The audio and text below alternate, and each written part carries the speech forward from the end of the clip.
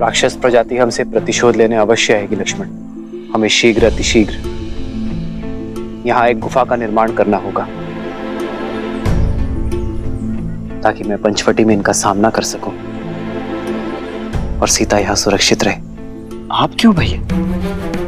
रक्षक का धर्म तो मेरा है, इसीलिए इन राक्षसों का सामना भी मैं ही करूंगा। आप यहाँ भाभी माँ के साथ रहिए। तुम्हारे सामर्थ्य पर तनिक भी संदेह नहीं है मुझे लक्ष्मण। तभी तो संसार में सबसे अमूल्य, सबसे महत्वपूर्ण सीता की सुरक्षा का दायित्व मैंने तुम्हें सौंपा है।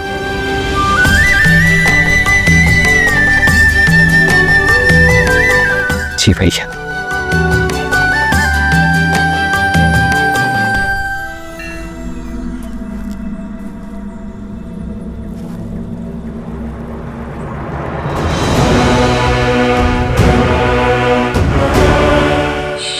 शंभू,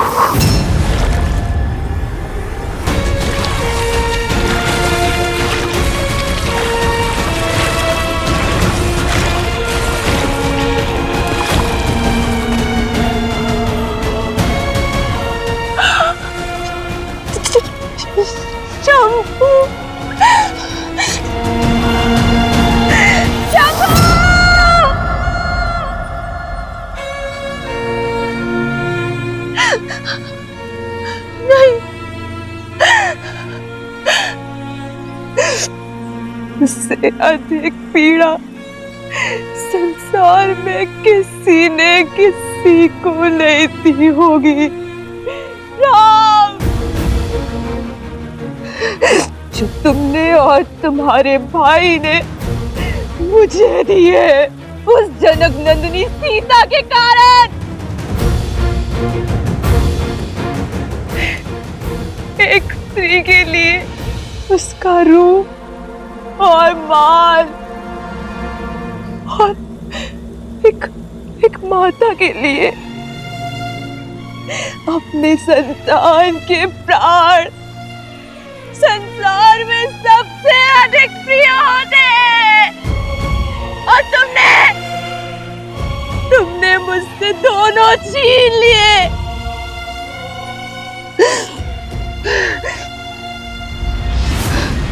नहीं छोड़ूंगी, नहीं छोड़ूंगी। राम, सीता, लक्ष्मण, इस प्रहार का प्रतिकार लेगी ये शूर्पणखा, जो मेरी आंखों में आंसू भी नहीं देख सकता। तुमने शूर्पणखा का अपमान नहीं, अपने मृत्यु का आह्वान किया है राम।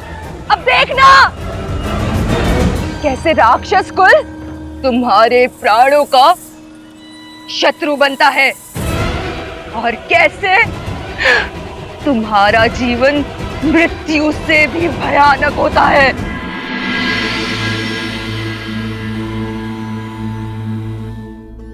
ये कैसा विरोधाभास है महादेव? एक और श्री राम शापित अहिल्या का उद्धार करते हैं, राक्षसी ताड़का को मां कहकर पुकारते हैं, और वहीं दूसरी ओर शूर्पणखा के साथ इस घटना का समर्थन भी करते हैं। उसे क्षमा क्यों नहीं किया दीन दयालु श्री राम ने?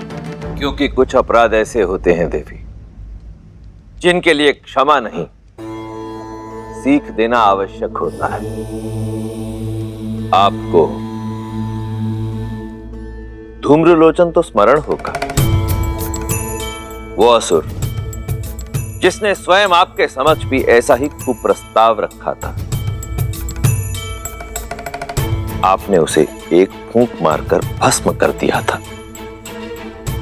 रक्त बीज जिसके रक्त की एक बूंद भी आपसे छूटने ना पाई थी, क्योंकि प्रहार तब भी एक स्त्री के सम्मान पर हुआ था, पति और पत्नी के पवित्र संबंध पर हुआ था। और श्री राम, वो तो संसार को आदर्श और मर्यादित जीवन की विधि सिखाने के लिए ही आए हैं। ऐसे में संसार को यह सीख देना भी अत्यावश्यक हो जाता है कि यदि किसी ने कुमार्ग को अपनाया तो उसे दंडित भी किया जाएगा। दंड स्वरूप शूर्पणखा की नाक काटी गई, उसके रूप के अभिमान को मिटाने के लिए उसके कानों को भंग किया गया, क्योंकि श्री राम द्वारा बार बार धर्म की बात समझाने पर भी वो उसे अनसुना कर रही थी। आप स्वयं विचार कीजिए देवी, शूर्पणखा को उसकी वासना और कामुकता की भावनाओं ने इस सीमा तक ग्रसित कर दिया कि वो ये भूल ही गई कि वो वहां अपने पुत्र को ढूंढने गई है। और जब किसी व्यक्ति की वासना उसे उसके उद्देश्य से भटकाकर कुमार्ग की ओर अग्रसर कर दे, किसी अन्य के पवित्र संबंध को मलिन करने की प्रेरणा दे, तो उसका यही परिणाम होता है।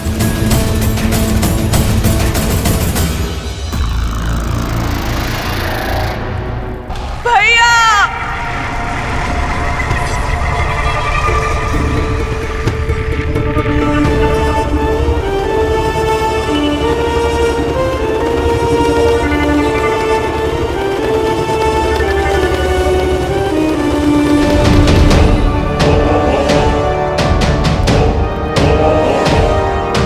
शूर्पणखा बहन, भैया,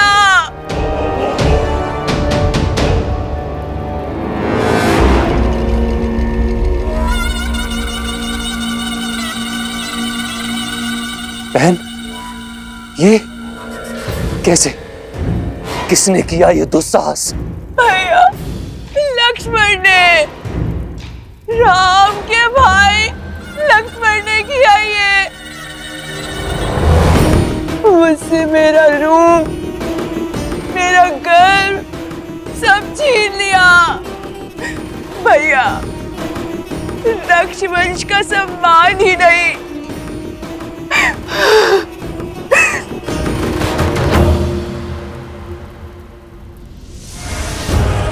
मेरे पुत्र के प्राण भी ले लिए। भैया,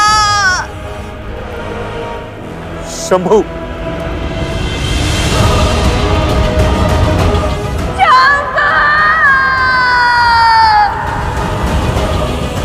वनवासियों का इतना दुस्साहस, इसका मूल्य चुकाएंगे वो। अपना प्रतिशोध पूरा होते देखोगी तुम बहन। ऐसी मृत्यु देंगे उन वनवासियों को कि भय का दूसरा नाम दंडकारण्य भी भयभीत हो उठेगा। उचित कहा दूषण, किंतु उससे पूर्व शंभू की अंत्येष्टि करनी होगी।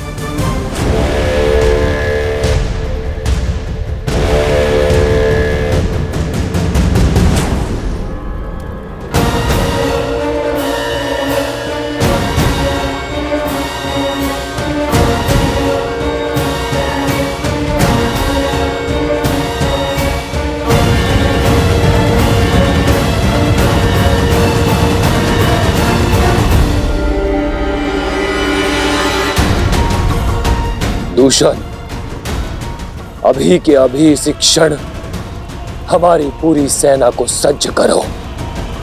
पूरे 14,000 राक्षस सैनिकों के साथ पंचवटी की ओर कूच करेंगे।